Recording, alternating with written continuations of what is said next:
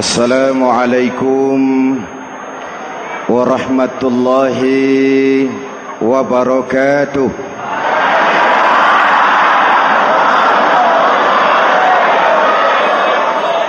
Alhamdulillahi rabbil alamin. Wassalatu wassalamu ala asyrafil mursalin Sayyidina wa maulana Muhammadin wa ala alihi wa sahbihi ajmain, amma ba'du. Para ulama yang saya muliakan, hadirin hadirat ma'asyiral muslimin yang saya cintai, banyak kita alami perubahan-perubahan yang terjadi, baik perubahan yang menyangkut sosial budaya, lebih-lebih yang menyangkut sosial politik. Yang tidak banyak mengalami perubahan adalah sosial ekonomi. Bahkan angka kemiskinan kita naik menjadi 3/5 dari total penduduk kita hidup di bawah garis kemiskinan, dan 20% diantaranya miskin mutlak. Perubahan-perubahan yang terjadi menyadarkan kita kepada kebenaran Al-Quran ketika Allah menyatakan wa tilkal ayyamu nudawiluha bainan nas. Hari itu kami putar di antara manusia. Ada saat datang, ada waktu pergi.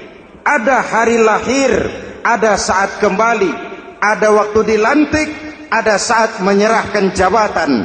Hari kami putar di antara manusia dan hidup cuma sekadar menunggu giliran. Soalnya kemudian di tengah perubahan-perubahan yang terjadi begitu cepat, what must we do now?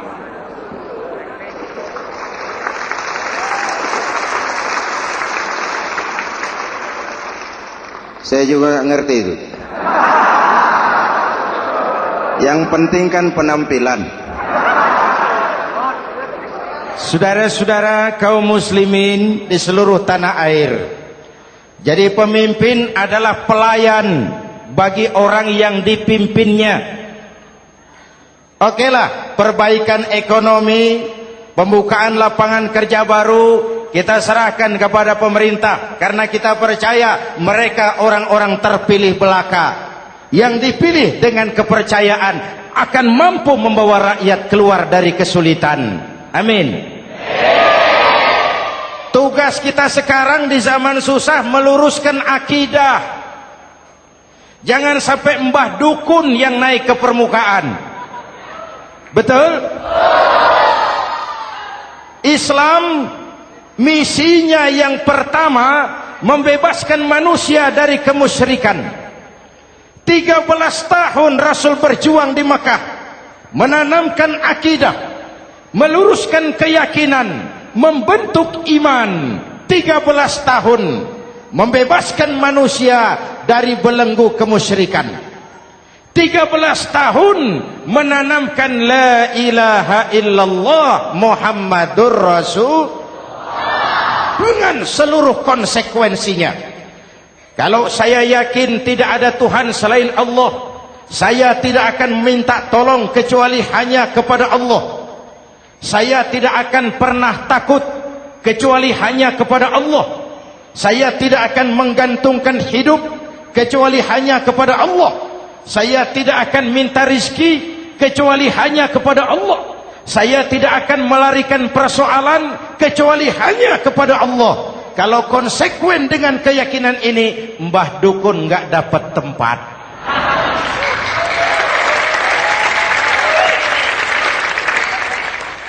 Akur?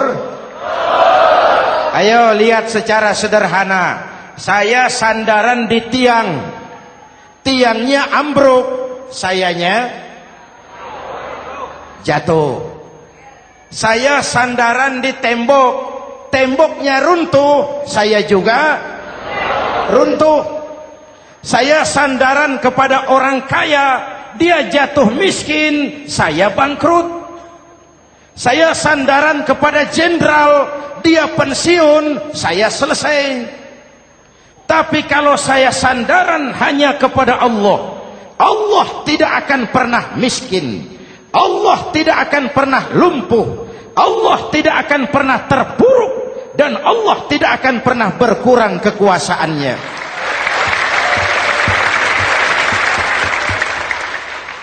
Maka umat Islam, sesulit apapun zaman yang kita hadapi, Allah juga tempat kita bersandar. Jelas? Selama ini kita iman dalam ucapan, tapi sekuler dalam perbuatan. Di masjid ada Allah, di kantor Allah tidak ada, maka korupsi merajalela.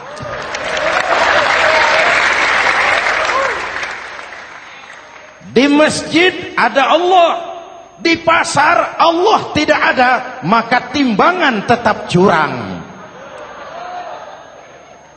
Kita iman dalam ucapan, tapi sekuler dalam perbuatan. Oleh karena itu, sesulit apapun zaman yang kita hadapi, iman jugalah pegangan kita, Allah juga tempat kita bersandar. Boleh zaman berubah, akidah jangan sampai goyah. Karena iman kita hidup, untuk iman kita berjuang, dan dalam iman kita ingin kembali menghadap Allah Subhanahu. Selama ini manusia Indonesia kita lebih banyak diisi otaknya, hati sering kosong, agama dangkal, akidah rapuh, moral rendah. Memang kemudian muncul banyak orang-orang pintar, cuma sayang tidak benar. Indonesia kita bangkrut, Indonesia kita terpuruk, Indonesia kita sakit parah kalau diurus orang yang cuma pintar tapi tidak benar. Kita perlu orang-orang pintar, tapi kita lebih perlu orang benar. Jelas? Kalau cuma pintar tapi tidak benar, itu yang sering saya sampaikan, nanti disuruh ngurus beras malah nimbun beras.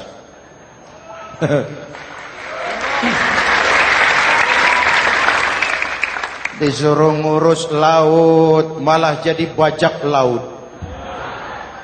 Disuruh ngurus hutan rame-rame jadi orang hutan. Jutaan hektar hutan Indonesia kita ini merupakan kekayaan sumber daya alam kita yang harus digunakan bagi sebesar-besar kemaslahatan rakyat. Yang disuruh ngurus hukum malah bikin hukum seperti pisau, tajam ke bawah, tumpul ke atas. Jangan heran lalu di masyarakat muncul street justice, pengadilan jalanan, sebagai refleksi dari ketidakpuasan melihat sikap hukum yang sangat berpihak.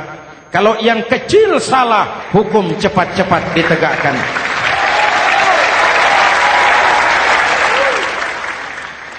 Lihat saja sekarang ini, kalau orang terkenal banyak uang punya masalah, antri yang bela. Betul? Tapi saudara lihat si Marsinah di Jawa Timur, si Sengkon dan Karta di Jawa Barat, si Udin Bernas wartawan Jogja, terseok-seok mencari keadilan, sampai hari ini urusannya masih remeng-remeng. Kenapa bisa begitu? Jawabannya sederhana, tidak ada fulus. Ada fulus mulus, tidak ada fulus manfus. Betul? Jangan sampai para penegak hukum kita terjebak pada lagu baru, maju tak gentar membela yang bayar. Biar bertentangan dengan nurani, biar bertentangan dengan public opini, biar bertentangan dengan rasa keadilan. Siapa yang bayar, itulah majikan. Mau benar atau salah, belain terus. Kalau seperti inilah hukum kita, mafioso keadilan akan tetap gentayangan. Hadirin yang saya hormati, 13 tahun beliau berjuang di Mekah, meluruskan keyakinan, memantapkan akidah, meneguhkan iman. Dari situ segalanya dimulai, dan ke situ segalanya akan menuju. Intan paling mahal, mutiara paling berharga, tidak lain adalah nilai-nilai keimanan. Kalau itu sudah tergadai, apalagi yang bisa kita banggakan dalam kehidupan ini?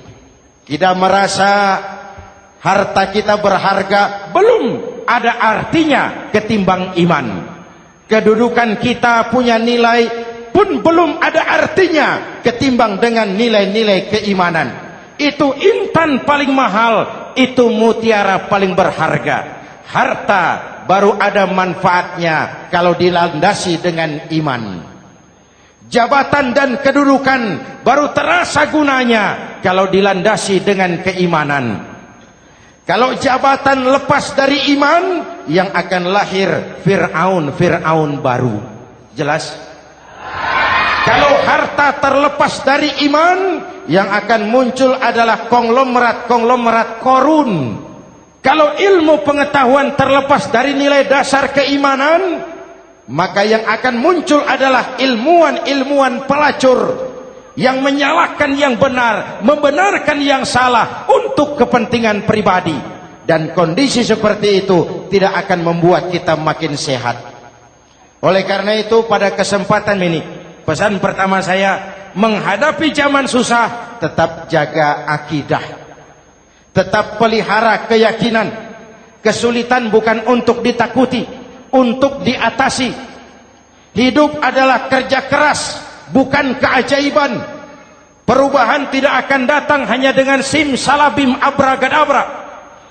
Perubahan tidak akan muncul hanya dengan berandai-andai. Perubahan tidak akan turun dari langit seperti turunnya embun di waktu malam. Perubahan adalah kerja keras, sehingga Al-Quran membimbing kita, innallaha la yughayyiru ma biqaumin hatta yughayyiru ma bi anfusihim. Allah tidak akan mengubah keadaan suatu bangsa kalau mereka tidak mau mengubah apa yang ada di dalam diri mereka. Yang ada di dalam diri itu rule of thinking, state of mind, cara kita berpikir, cara kita memandang kehidupan, cara kita mengatasi persoalan. Hadirin yang saya hormati, inilah iman. Berangkat dari ini kita menyadari, ini ujian buat kita rakyat. Dan kita rakyat Indonesia ini kalau sama susah sih sudah kenyang. Ya Pak? Ya Pak? Kita ini sebagai bangsa mengalami apa yang disebut oleh Bung Karno up and down. Naik, turun, timbul, tenggelam, pasang, surut. 350 tahun dijajah oleh Belanda, kita susah. Berangkat Belanda masuk Jepang, susah lagi. Pergi Jepang, datang nikah, susah lagi. Lalu kita merdeka, dirongrong oleh berbagai pemberontakan, susah lagi. Makan bulgur, antri minyak. Lalu PKI berontak, susah lagi. Muncul orde baru, lama-lama susah lagi. Orde baru selesai, naik reformasi, mulai repot nasi, susah lagi.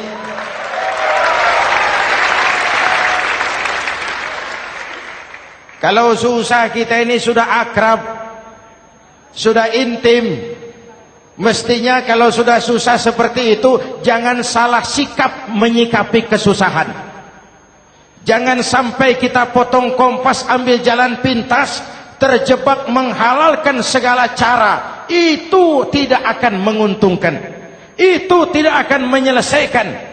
Kalaupun selesai, nampaknya penyelesaian sesaat. Dan penyelesaian sesaat bukan penyelesaian yang sebenarnya. Karena itu tetaplah dalam koridor keimanan. Boleh zaman berubah, akidah jangan sampai goyah. Silahkan masa berganti, tapi keyakinan jangan mati. Sekali la ilaha illallah, sampai tetes darah paling penghabisan, tetap la ilaha illallah. Sanggup? 3 orang. Sanggup? 21. Sanggup? Kalau sanggup kita harus konsekuen.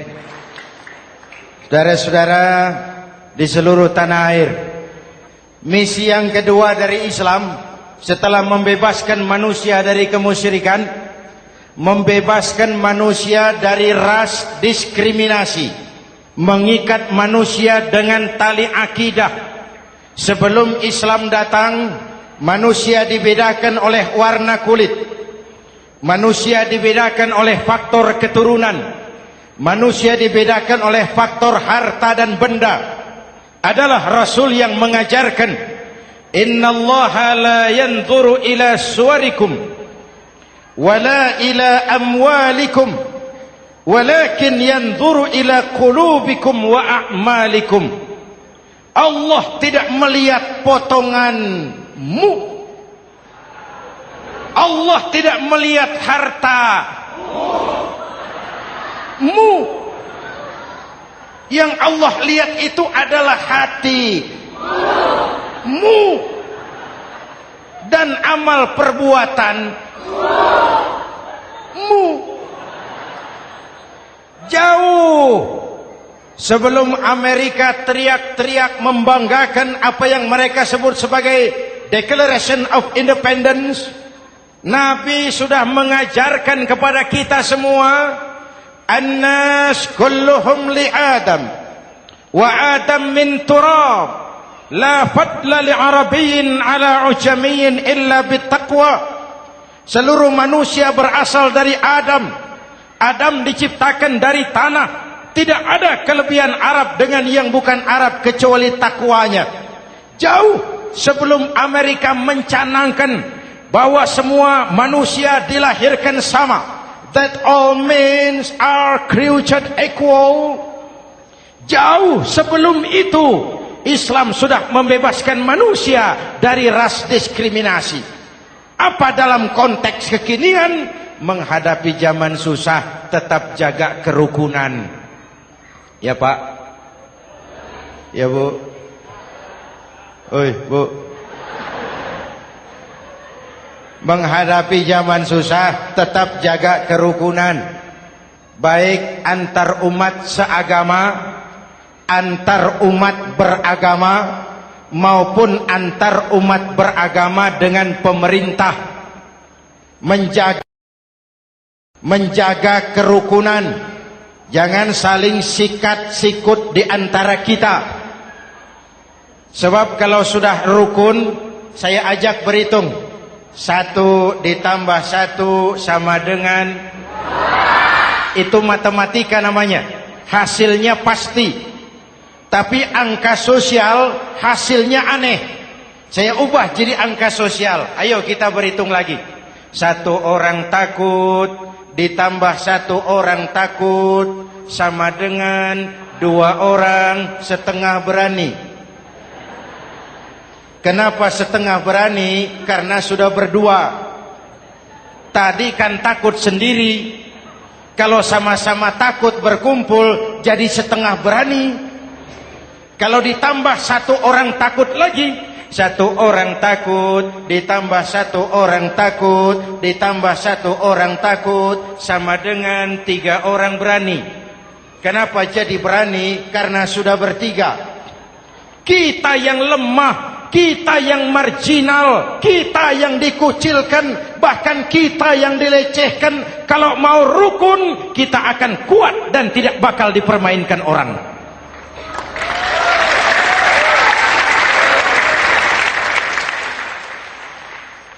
Tapi kalau rukunnya yang satu mau menikam yang lain, saya ajak berhitung lagi. Yuk berhitung yuk. 1 ekor ayam ditambah 1 ekor musang sama dengan 1 ekor musang.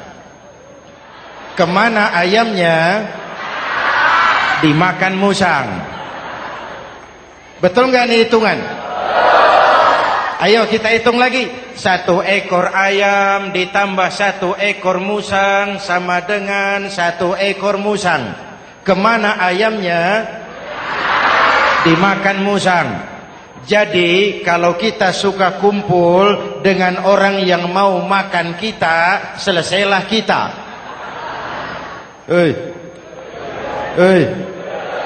Maka kalau merasa kita ini ayam, yuk kumpul sama-sama ayam, pulang ke kandang ayam.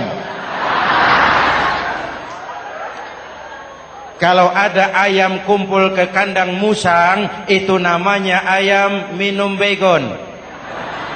Jelas? Menjaga kerukunan. Pertama, antar umat seagama, sesama muslim harus saling menjaga, harus saling memelihara. Baik dia muslim yang jadi kapolri, baik dia muslim yang jadi kasat, baik dia muslim yang jadi pengusaha, baik dia muslim yang jadi petani, nelayan, guru, semua komit menjaga semangat kebersamaan, rukun antar umat seagama. Jelas? Jelas? Hadirin yang saya hormati, atas dasar itu saya ingatkan kembali, kita semua ingin persoalan terorisme dilepaskan kaitannya dari agama manapun. Tidak ada kaitannya terorisme dengan Islam, dengan Kristen, dengan Hindu, dengan Buddha. Tidak ada kaitannya terorisme dengan pondok pesantren.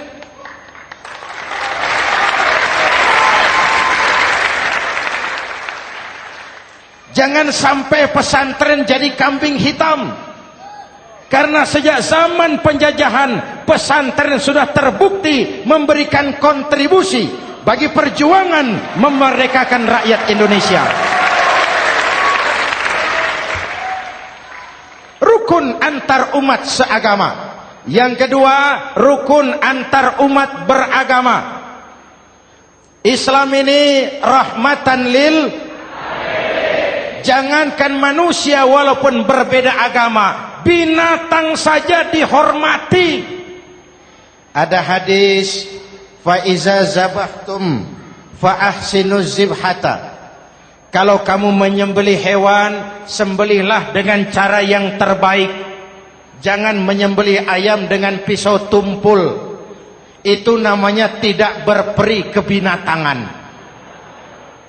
Yang kecil lagi, saudara buka babul istinja, makruh buang air kecil di tanah yang berlubang. Sebab apa? Pertama, menjaga kesehatan. Siapa tahu di lubang yang saudara buang air kecil itu ada gas beracun. Kalau tidak, melindungi binatang yang ada di dalam lubang. Siapa tahu di lubang yang saudara buang air kecil itu ada semut sedang rapat membahas terorisme. Apa dosanya lalu mati dikencingi? Ini namanya rahmatan lis semut. Binatang saja dilindungi. Maka perbedaan agama tidak harus menyebabkan kita bertolak belakang. Perbedaan agama bukan alasan untuk saling bermusuhan. Apalagi kita sudah menyadari tentang kemajemukan kita, tentang kebinekaan kita, tentang keragaman kita. Rukun antar umat beragama, saling menghormati, saling menghargai, tapi tetap dalam batas lakum dinukum. Lalu rukun antar umat beragama dengan pemerintah. Hadirin yang saya hormati, yang benar kita dukung, yang salah kita perbaiki dan kita tegur menurut cara-cara yang diajarkan oleh agama kita. Dan sholat berjamaah, pendidikan bernegara yang paling bagus. Tadi kita sholat ada imam, ada makmum, betul? Makmum wajib ikut imam kalau imam benar sholatnya. Rakyat wajib ikut pemimpin kalau pemimpin benar mimpinnya. Masyarakat Islam ini loyal. Masyarakat Islam ini bukan pemberontak. Masyarakat Islam ini taat dan setia. Kapan? Kalau imamnya benar. Imam takbir, makmum. Imam ruku, makmum. Imam i'tidal, makmum. I'tidal. Imam sujud, makmum. Tapi kalau imam keliru, mestinya imam ruku malah sujud. Salah imam ini. Tegur. Siapa yang wajib negur? Makmum yang sop terdepan. Anggota DPR.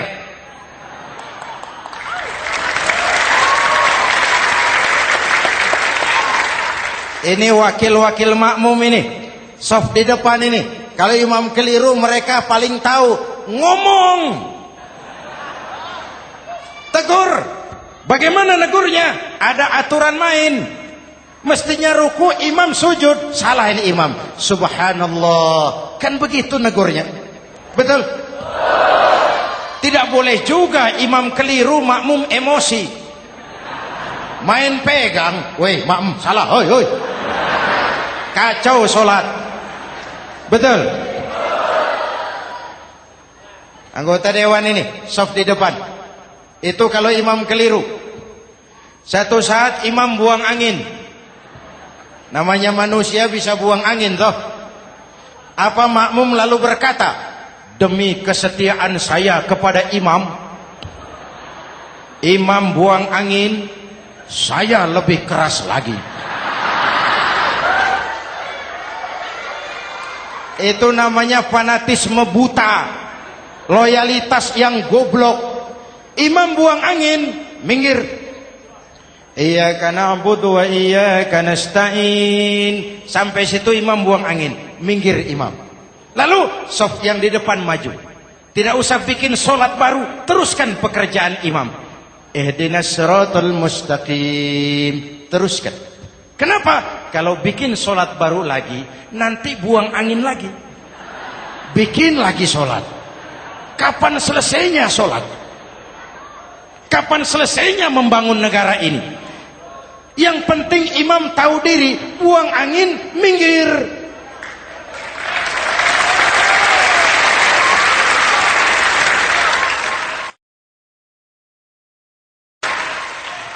Ini kacaunya solat berjamaah kita sekarang. Kacaunya negeri kita sekarang. Banyak imam sudah buang angin, gengsi. Diam aja merasa nggak punya salah. Dikasih tahu sama makmum, imam tadi buang angin ya, malah jawab sedikit. Apa kalau sedikit lalu tidak batal sholat itu?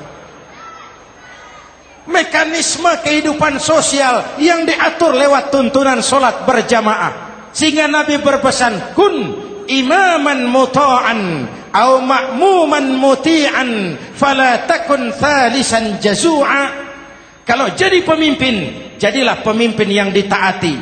Kalau jadi makmum, jadilah makmum yang mentaati. Jangan jadi golongan ketiga pemecah belah. Di depan tidak jalan, di belakang takut, ditaruh yang di tengah, di depan didorong, yang belakang ditendang. Ini namanya biang kerok. Saudara-saudara, dari uraian singkat ini saya ambil beberapa catatan pokok. Pertama, kalau ada intan paling mahal, kalau ada mutiara paling berharga dalam hidup kita, itu tidak lain adalah karena keyakinan. Hidup jadi indah, hidup jadi berharga, hidup jadi berarti kalau didasari atas sebuah keyakinan. Dan keyakinan itu tidak lain adalah nilai iman kita, akidah kita kepada Allah Subhanahu wa ta'ala. Yang kedua, tetap menjaga kerukunan. Sesulit apapun zaman yang kita hadapi, kita tetap harus menjaga semangat kebersamaan. Kita harus tetap menjadi lem perekat yang menjaga keutuhan, baik sebagai bangsa maupun sebagai umat. Perbedaan adalah wajar, harus dihormati sebagai ciri kehidupan berdemokrasi. Tapi jangan perbedaan menjadi sebab kita bermusuhan, dan jangan perbedaan menyebabkan kita saling berpecah belah. Hormati perbedaan, jangan perbedaan dipandang sebagai permusuhan. Dengan akidah yang kuat dan kebersamaan yang kokoh, ayo kita hadapi kesulitan, kita atasi kesulitan, dan dengan kerja keras untuk menyongsong hari esok yang lebih pasti. Mari kita Fatihah. Semoga Allah memelihara kita bangsa Indonesia. Ala hadhihi niyah wa ila hadratin Nabi. Al-Fatihah.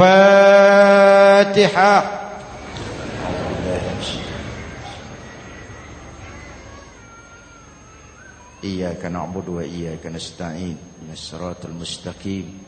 Siratal ladzina an'amta 'alaihim. Bismillahirrahmanirrahim. Amin. Alhamdulillah Rabbil Alamin. Allahumma salli wa sallim mubarak ala Sayyidina Muhammadin wa ala alihi wa sahbihi ajma'in. Allahumma Rabbana taqabbal minna salatana wa siyamana wa qiyamana wa takhashu'ana wa ta'abbudana wa tammim taksirana ya arhamar rahimin. Allahumma aslih man fi salahihi salahul muslimin.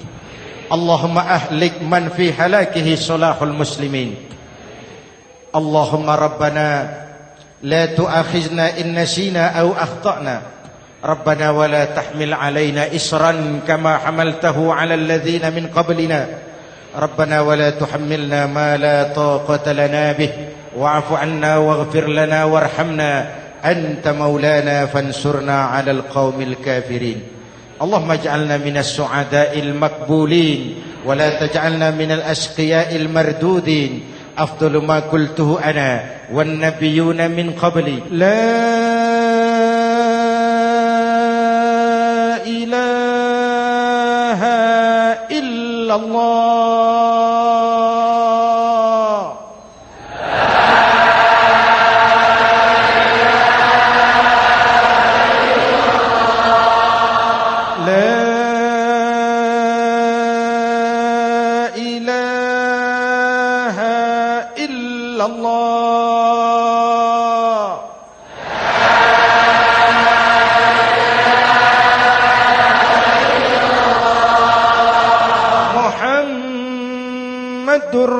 Rasulullah.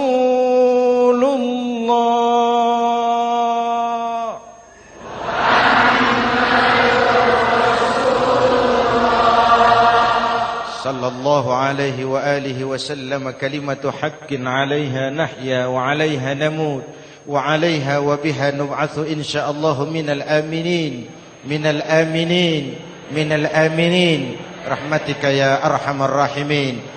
Sallallahu ala Sayyidina Muhammad wa ala alihi wa sahbihi ajma'in. Ana rabbika rabbil izzati amma yasifun.